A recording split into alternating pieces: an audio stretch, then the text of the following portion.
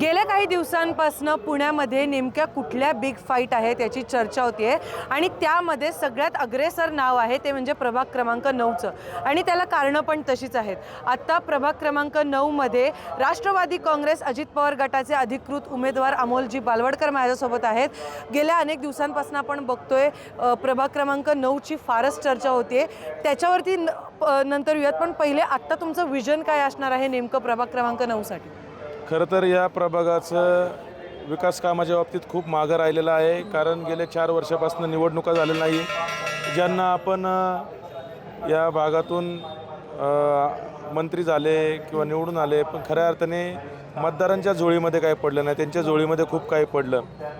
या भागामध्ये एकही विकासाचं काम त्यांच्या माध्यमातून झालं नाही आणि खरं तर आमच्यासारखे माजी नगरसेवक 4 वर्ष या नागरिकांच्या समस्या छोट्या मोठ्या सोडवत राहिले, पण जे मोठे महत्त्वाकांक्षी प्रकल्प आहेत ते खऱ्या अर्थाने या भागामध्ये नाही झाले। मग एखादं मैदान असेल, एखादं उद्यान असेल, या भागातला बालेवाडी वाकडचा रस्ता असेल, पाषाण सुस रोड, पाषाण बाणेर लिंक रोड असेल आणि बऱ्यापैकी त्या ठिकाणी मला असं वाटतं की नागरिकांचं त्या ठिकाणी अपेक्षा होत्या खूप, पण ते काही झालं नाही।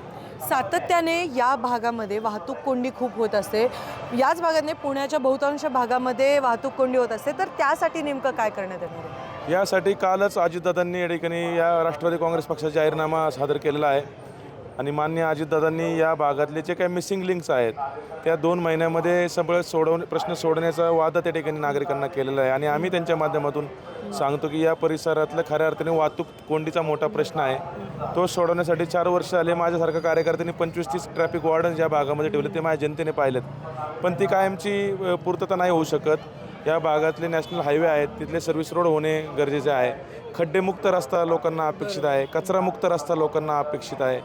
या भागामधले जे अंतर्गत रस्ते आहेत जे DP प्लॅनमध्ये आहेत ते सर्व होणे, त्यासाठी योग्य ती लोकांनी जरी जमीन मालकाने अडवणूक केली तरी कायद्यामधल्या तरतुदी वापरून कलेक्टर असन, कमिशनर असन, भूसंपादनमधले अधिकारी असन, त्यांना एका जागेवरती बोलवून आणि हा प्रश्न सोडवण्याची, जमीन मालकाच्या सहमतीने सोडवण्याची खऱ्या अर्थाने गरज आहे। आता बघतोय आपण की वाहतूक कोंडीसोबतच पुण्याची सगळ्यात मोठी समस्या आहे ती म्हणजे वाढती गुन्हेगारी, पण आता त्याला थोडंसं कॉन्ट्रेरी असं आहे की राष्ट्रवादी काँग्रेस अजित पवार गटानेच काही गुन्हेगारी पार्श्वभूमी असलेल्या व्यक्तींना उमेदवारी दिलेली, तर ते कसं टॅकल करणार आहात? हे बघा, या कोथरूडमध्ये काय झालं इथून मागच्या काळामध्ये सर्व कोथरूडकरांना माहिती आहे।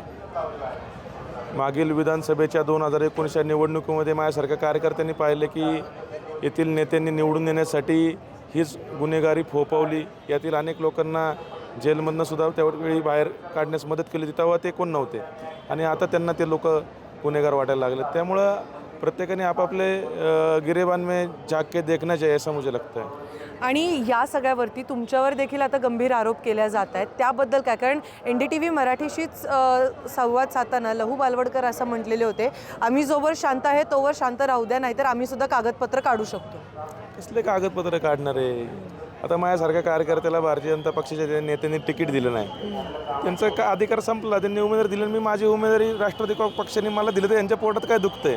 म्हणजे यांना वाटत होतं की बाबा अमोल बालवडकरनी निवडणूकच लढवली नाही, हा संपून जावा अशी त्यांची अपेक्षा होती, पण अमोल बालवडकरला पुनर्जन्म भेटला। त्यांना माहिती आता हा माणूस निवडून आल्याशिवाय थांबत नाही, याच्यामागे जनता उभी आहे आणि त्यातून घाबरले सर्वच त्यांच्याकडे, मोठे मोठे नेते त्यांच्याकडे आहे, त्यांच्या माध्यमातून त्यांना असं वाटतं की या भागातली जनता त्यांच्यासोबत आहे, पण ते सर्व खोटं आहे। या भागातली जनतेला सगळं कळलेलं आहे, त्यांच्या कामाचा माणूस कोण आहे, इथून मागच्या काळामध्ये त्यांच्या सुखदुःखामध्ये अडीअडचणीमध्ये कोण सामोरे जात होता, यासाठी प्रशासनासोबत आंदोलन कोण करत होता, पाणी प्रश्न या भागातला कोणी सोडवला, कोणाचे 2-2 जण संपर्क आले, नागरिकांसाठी कायम खुली होती, क्विक रिस्पॉन्स टीमच्या माध्यमातून असन, मिशन निर्मलच्या माध्यमातून कोणी 100 किलोमीटर रस्ते साफ केले, गेले 4 वर्षापासून ट्रॅफिक वॉर्डन कोणी त्या ठिकाणी ठेवले।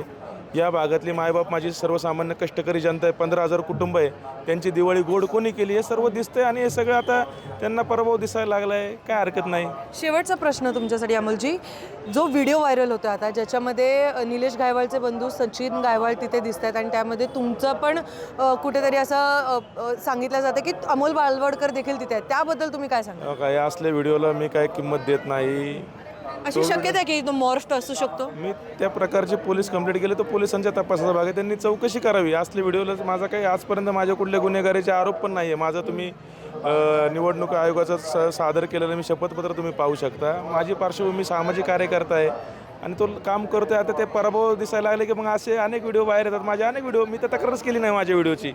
मला माहिती आहे माझी जनता माझ्यासाठी त्या ठिकाणी ठामपणे उभी आहे आणि मोठ्या मताधिक्याने त्या ठिकाणी मी निवडून येणार आहे. आणि ज्यांनी खऱ्या अर्थाने याच लोकांची मदत घेतली त्यांच्यासोबतचे फोटो तुम्हाला माहिती आहे, ते मला दाखवायची गरज नाही आहे. ऑलरेडी कोथरूडकरांना सर्वांना माहिती आहे की कोणाच्या निवडणुकीला कोण त्या ठिकाणी उमेदवारी अर्ज भरण्यापासून हे सर्व लोक त्या ठिकाणी उपस्थित आहे. वेगळं सांगायची गरज नाही. कार्यकर्त्याची लढाई आहे. एक कार्यकर्त्याला बिचारायला तुम्ही तिकीट कट केलं शेवटच्या 1.5 तासा अगोदर, त्याला संपवण्याचा प्रयत्न केला, तो आता परत उभा राहतोय, त्याच्यामागं जनता उभी राहते, त्याच्यामागं कार्यकर्ते उभे राहतात. मग आता त्यांना पराभव दिसायला लागला आहे. मग त्यातनं त्यांच्या उद्विग्नतातनं हे सगळे विषय बाहेर येतात. ते असं त्यांच्याकडे ते 16 तारखेला कळेल काय जे काय ते. नक्कीच अमोलजी म्हणलं तसं अगदी बरोबर आहे की 16 तारखेला नेमकं पुणेकरांचं कौल कोणाकडे असणार आहे हे पाहणं महत्त्वाचं असणार आहे. पण त्यासोबतच आता अमोल बालवडकर हे देखील म्हणत आहेत की त्यांना एकंदरीतच त्यांनी केलेल्या कामाचं सगळा इफेक्ट जो आहे तो दिसून येतोय. त्यामुळे आता पराभवाच्या या भावनेमुळे भाजप असं काहीतरी कृत्य करायला लागलेलं आहे. NDTV मराठीसाठी रेवती हिंगवे, पुणे.